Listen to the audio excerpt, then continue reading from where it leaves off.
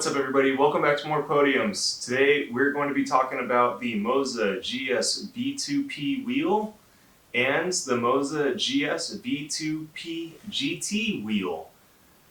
Understand what I like about both of them, what I wish would change, or which one I would go with if I only had the option of having one. Stay tuned and follow along. Alright, first up we have the Moza GS V2P GT Wheel. This was the first wheel that I had got from Moza whenever I first bought my rig. So I did the research for roughly 8 months and saved up before I had purchased any of these items. And I decided to go with the GT wheel because I knew I was going to be doing GT road races and predominantly in GT cars or in open-wheeled cars. I chose to go with this wheel because it had multiple knobs and buttons for functionality. It had the LED light up screen that you can see that would give the rev limiter. It also has the adjustable buttons on the left and right, and most importantly the magnetic shifters in the rear. What I've discovered throughout having this wheel is that I only use brake bias, these top buttons, so that would be 6, 7, 8, 9, 10, and one rotary. So what I've done and felt with the majority of these items is that all this right here in the middle goes unused. I'm actually really happy that I didn't go with the Moza wheel that displayed the digital dash of what gear I'm in or any of the other information that I get from the car, because I get that directly in iRacing or Assetto Corsa through the UI. I just adjust my field of view so that it sits exactly where it's at in my field of view here. So I try to make it as real or close to as possible. Another thing that I did with this wheel is I installed the silencers. So I have a very young daughter, an infant, that has been around pretty much since I've started sim racing, and the clicks that this thing does with magnetic pedals needed to be silenced pretty much immediately. So you can probably hear this.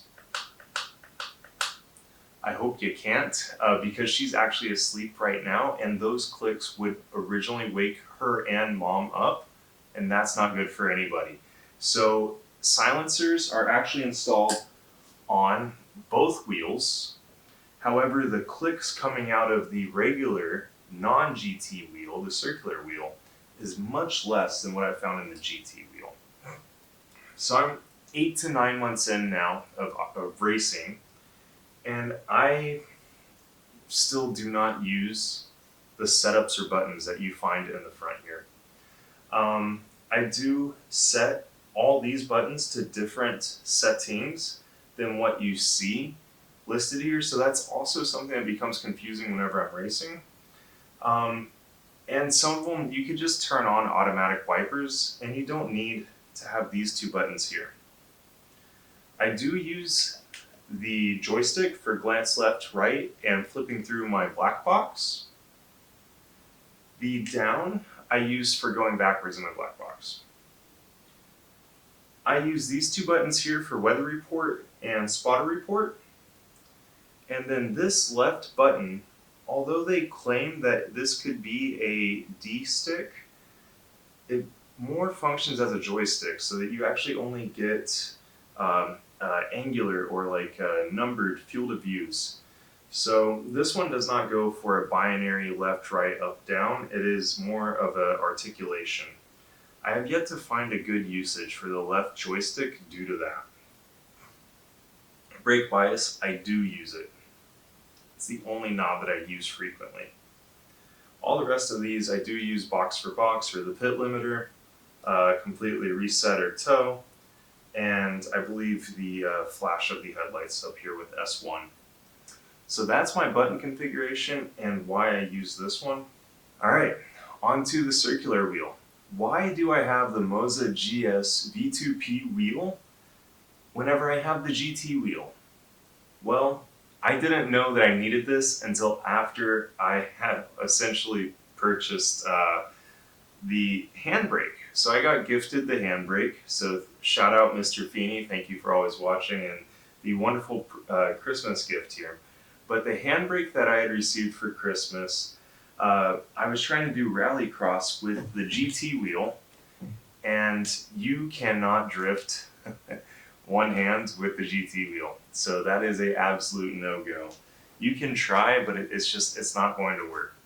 So what I did is I waited for about another month or two and saved up and got the regular circular wheel, or the full circle. It comes with less knobs, comes with less buttons.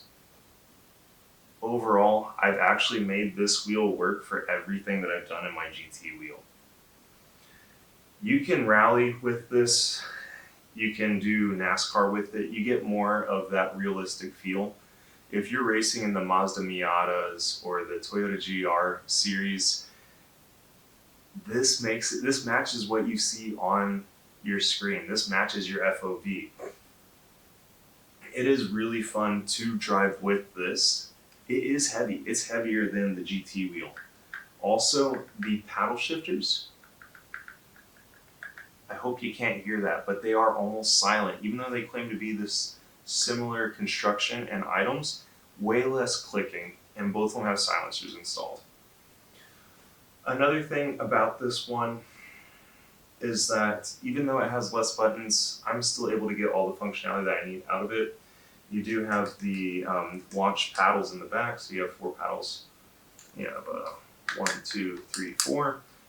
I do not set my clutch for this. I have the load cell pedals here, and that's what I use for my clutch. So I do not use hand clutch or dual clutch. I'm just not into those style of races yet. Overall though, I've made this wheel work for everything that I've made my GT wheel work for. If I was to go back and do it again, I would have started with this wheel and seen if I really needed to go to the GT wheel. What I would say is that if you're between the two, and if you're worried about, let's say, budget, then the regular full circle wheel is about $200 US less than the GT wheel. So I'd recommend going with this. It's going to meet all your basic functionality and requirements out of the box. Once again, I'm only in it for 9 months. If I started to change my differential, traction control, or other settings and I don't have a spotter, then I can understand why you would need all the dials and functionality and modularity coming from the GT wheel. If you're racing the open-wheeled cars or the GT styled cars and you're not interested in doing rallycross or any of those drift style games, I would recommend going with the GT wheel. It feels legit. It is, you can hook your thumb in there better. You do not have the full circular wheel. It matches your FOV. Whenever you're driving a Porsche or Ferrari, you are using a similar wheel to what you see in the game. It's more immersive. So with that being said, if that's where you're going, which is how I started and why I started, then go with this. But if you're just getting started into sim racing, you're trying to see what you like, and maybe you're going to have fun doing some dirt racing, some dirt or oval track, and you could just have more fun, more functionality, then I'd just save some money and go with the more dynamic wheel. Follow along to see a lap at the Red Bull Ring in both the GT wheel and the regular GS V2P wheel.